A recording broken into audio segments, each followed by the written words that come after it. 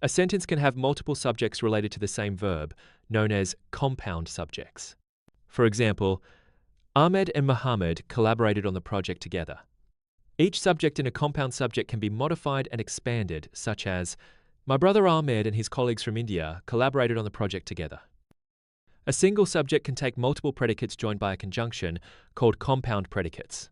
For example, Fatima runs, swims, and cycles. Each predicate can be expanded individually. Fatima runs in the morning, swims in the evening, and cycles to and from work.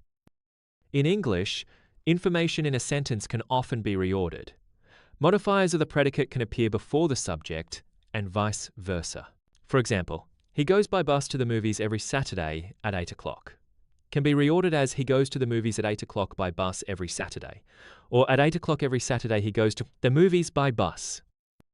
Simple sentences are made up of a single independent clause and no dependent clauses. Even with added information, as long as there is only one independent clause, the sentence remains simple.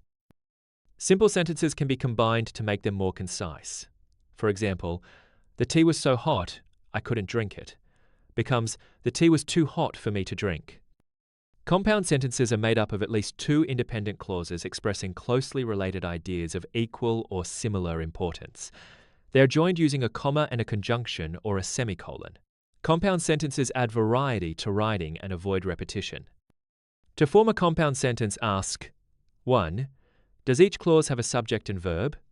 2. Can each clause stand alone? 3.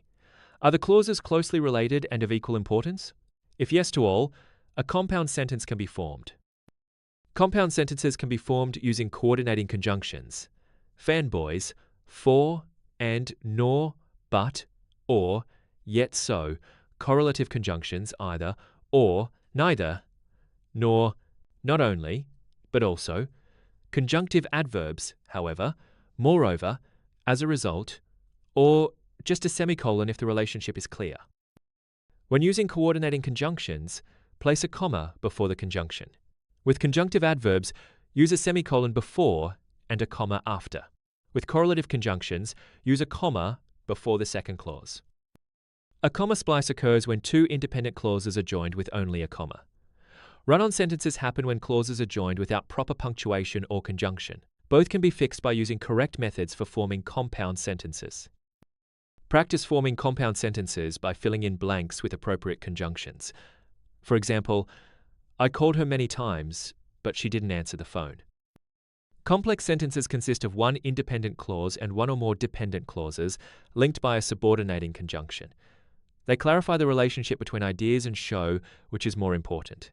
For example, I went to the supermarket because we were out of milk. Simple sentences can be combined into complex sentences to specify relationships like cause and effect, time, or condition. For example, though he is not educated, he is well experienced.